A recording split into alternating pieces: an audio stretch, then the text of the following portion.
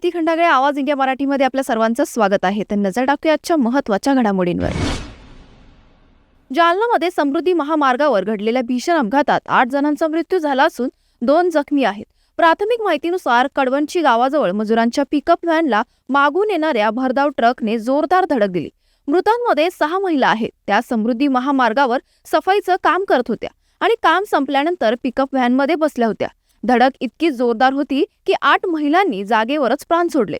2 जखमींची प्रकृती गंभीर असून मृतांचा आकडा वाढण्याची शक्यता आहे. अपघातानंतर मदतीसाठी पोलीस उशिरा पोहोचल्याचा आरोप असून यामुळे स्थानिक नागरिक संतप्त झालेत. मुख्यमंत्री देवेंद्र फडणवीस यांनी ट्विटरद्वारे मृतांच्या कुटुंबियांना 5 लाख रुपये आर्थिक मदत देण्याची घोषणा केली आहे. जखमींना तातडीने रुग्णालयात दाखल करण्यात आलं असून जिल्हाधिकारी आणि पोलीस अधीक्षक घटनास्थळी आहेत. या घटनेने समृद्धी महामार्गावर ट्रक आणि पिकअप वाहनांच्या अपघाताबाबत पुन्हा एकदा सुरक्षा चिंता वाढवली आहे. महाराष्ट्र सरकारने राज्यभरात सिटी गॅस वितरण वाढवण्यासाठी महत्त्वाचे निर्णय घेतलेत. केंद्र सरकारच्या आदेशानुसार सर्व परवानग्या 30 जून पर्यंत लागू असल्याचं मानून कंपन्या लगेच काम सुरू करू शकतात, असं राज्याचे अन्न व नागरी पुरवठा मंत्री छगन भुजबळ यांनी सांगितलं. एलपीजीच्या वापरावर मर्यादा असल्यामुळे पीएनजीच्या पुरवठ्यावर भर देण्यात येतोय. यासाठी राज्य शासनाने 24 तासात परवानगी देण्याचे आदेश जारी केलेत.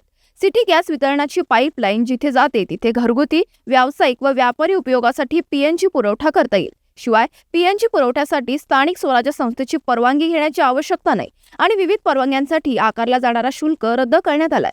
या निर्णयामुळे महाराष्ट्रातील नागरिकांना जलद व सोप्या पद्धतीने पीएनजी मिळू शकेल. महाराष्ट्राच्या महिला व बालविकास मंत्री अदिती तटकरे यांनी अशोक खरात प्रकरणावर कठोर भूमिका व्यक्त करत हे प्रकरण अत्यंत निंदनीय असल्याचं म्हटलंय. राज्यातील कोणत्याही राजकीय नेत्याने अशोक खरात याचं समर्थन केलेलं नसून सार्वजनिक कार्यक्रमात फोटो असणं म्हणजे समर्थन नव्हे, असं त्यांनी स्पष्ट केलंय. तसेच कोणत्याही व्यक्तीवर विनाकारण आरोप करून एकमेकांची बदनामी करण्याऐवजी महाराष्ट्राची पुरोगामी विचारधारा जपण्याचं आवाहन त्यांनी केलंय. या प्रकरणाची गंभीर दखल घेत मुख्यमंत्री देवेंद्र फडणवीस यांनी एसआयटी स्थापन केली असून महिला अधिकाऱ्यांच्या नेतृत्वाखाली तपास सुरू असल्याची माहिती त्यांनी दिली आहे. मुख्यमंत्र्यांची भूमिका हीच आपली भूमिका असल्याचंही त्यांनी नमूद केलं. दरम्यान राष्ट्रवादी काँग्रेसच्या विलिनीकरणाबाबत बोलताना त्यांनी वडील सुनील तटकरे यांच्या भूमिकेचं समर्थन केलंय. विलिनीकरणाबाबत पक्षांतर्गत एकमत नसल्याचं सांगत अजित पवार यांच्या संदर्भातील परिस्थितीमुळे संभ्रम निर्माण झाल्याचं त्यांनी स्पष्ट केलंय. तसेच विलिनीकरणाच्या चर्चेदरम्यान सुनेत्रा पवार यांना राष्ट्रीय अध्यक्ष करण्याबाबत कोणतीही ठोस भूमिका मांडली जात नव्हती, असंही त्यांनी नमूद केलंय. महिला व बालविकास मंत्री अदिती तटकरे यांनी मुख्यमंत्री माझी लाडकी बहीण योजनेसाठी केवायसी दुरुस्तीसाठीची मुदत 31 मार्च पासून 30 एप्रिल पर्यंत वाढवण्यात आल्याची माहिती दिली आहे. यामुळे राज्यातील लाभार्थींना अंतिम संधी मिळाली. ही मुदत वाढ मुख्यमंत्री देवेंद्र फडणवीस, उपमुख्यमंत्री एकनाथ शिंदे आणि उपमुख्यमंत्री सुनेत्रा पवार यांच्या सूचनानुसार करण्यात आली आहे. महाराष्ट्र सरकारने जुलै 2024 पासून ही योजना सुरू केली असून योजनेअंतर्गत महिलांना दरमहा 1500 रुपये लाभ दिला जातो. आता लाडक्या बहिणींनाही केवायसी दुरुस्तीसाठी आणखीन एक संधी उपलब्ध झाली आहे. महाराष्ट्रातील बीड, जालना, सातारा, सांगली, पुणे, सोलापूर, धुळे, वाशिम आणि सिंधुदुर्गमध्ये पावसाची हजेरी पाहायला मिळाली. विशेषतः बीडमध्ये सलग तासभर विजांसह पावसाने नागरिकांची धांदल उडवली. रस्त्यांवर पाणी साचलं आणि शेतकरी अडचणीत आले. गेवराई तालुक्यात गारपीट झाल्याने बाजरीसह इतर रब्बी पिकांचं नुकसान झालंय. सिंधुदुर्गच्या सह्याद्रीच्या पट्ट्यातही वादळी वारा, गारपीट आणि विजांच्या कडकडाटासह पावसाने आंबा व काजू बागांना हानी पोहोचली आहे. सोलापूर जिल्ह्यातील सांगोला तालुक्यात द्राक्ष बागांना मोठा फटका बसलाय. साताऱ्यात कराड तालुक्यात ज्वारीसह आंबा पिकांचं नुकसान होण्याची शक्यता आहे. मात्र कोणतीही जीवितहानी झाली नाही. प्रशासन नागरिकांना सतर्क राहण्याचं आवाहन करत आहे. इराण आणि अमेरिका यांच्यातील युद्धाला 1 महिना पूर्ण झाला असून या संघर्षाने जागतिक पातळीवर तणाव वाढवला आहे. 28 फेब्रुवारी 2026 रोजी अमेरिका आणि इस्रायलने संयुक्तपणे इराणवर मोठा हल्ला केला होता. या पार्श्वभूमीवर अमेरिकेचे राष्ट्राध्यक्ष डोनाल्ड ट्रम्प यांनी पत्रकार परिषद घेऊन महत्त्वपूर्ण वक्तव्य केलं. ट्रम्प यांनी सांगितलं की इराणची क्षेपणास्त्र क्षमता मोठ्या प्रमाणात नष्ट करण्यात आली असून युद्ध आता शेवटच्या टप्प्यात आहे.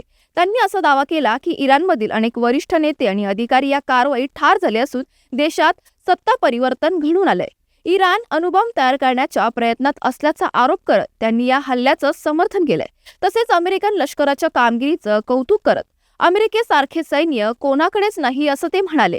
दरम्यान इराणने होर्मुझ खाडी बंद केल्यामुळे जागतिक ऊर्जा पुरवठ्यावर परिणाम होण्याची भीती व्यक्त केली जाते, ज्यामुळे आंतरराष्ट्रीय स्तरावर चिंतेचे वातावरण निर्माण झालं आहे. दिल्ली कॅपिटल्सने लखनौ सुपर जायंट्सवर डॉमिनंट विजय मिळवला आहे. नाणेफेक जिंकून दिल्लीने प्रथम गोलंदाजीची निवड केली आणि त्याचा फायदा त्यांनी शानदार पद्धतीने घेतला. दिल्लीच्या गोलंदाजांनी दमदार कामगिरी केली आणि लखनौ सुपर जायंट्सला केवळ 18.4 षटकात 141 धावांवर रोखलं. लखनौची सुरुवात करणारा कर्णधार ऋषभ पंत फक्त 7 धावा करून बाद झाला, तर मिचेल मार्श आणि ॲडम मार्कर देखील मोठा स्कोअर करू शकले नाहीत. लक्ष्याचा पाठलाग करताना दिल्लीसाठी समीर रिझवीची फलंदाजी खूपच महत्त्वाची ठरली. त्याच्या शानदार अर्धशतकामुळे दिल्ली कॅपिटल्सने सामना 6 विकेट्सने जिंकला आणि लखनौवर दणदणीत विजय मिळवला. या विजयामुळे दिल्लीच्या संघाला मोठा आत्मविश्वास मिळाला असून पुढील सामन्यांमध्ये त्यांची चमक पाहायला मिळेल. या बातमीपत्रात वेळ झाली इथेच थांबण्याची. नवीन बातम्या बघण्यासाठी पाहत राहा आवाज इंडिया मराठी शोध सत्याचा.